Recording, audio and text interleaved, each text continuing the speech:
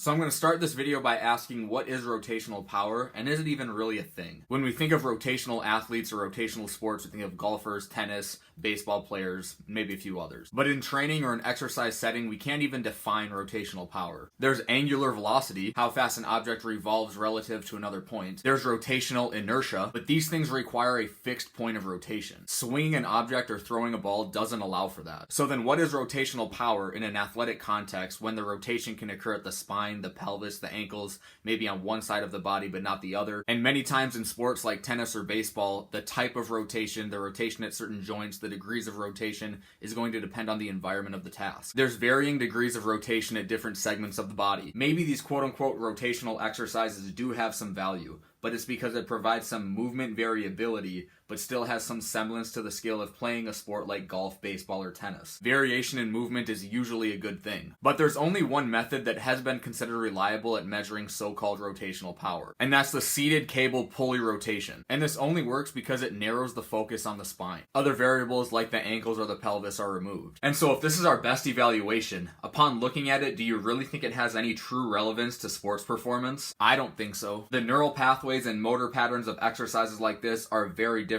than swinging a bat or throwing a ball. So when I see things like the seated pulley rotation, I don't see that as something that is a strong enough stimulus that's going to elicit any sort of positive change. And I would say that about almost any sort of rotational exercise out there. I think it would be unwise to spend our time doing a lot of exercises like that. So I'll conclude the video by asking again, what is rotational power in an athletic context, and is it even something that's worth evaluating? And if you think I'm viewing this topic through a flawed lens, let me know. But other than that, thanks for taking the time to watch the video. Please hit the like button and subscribe if you're not subscribed already, and I'll see you next time.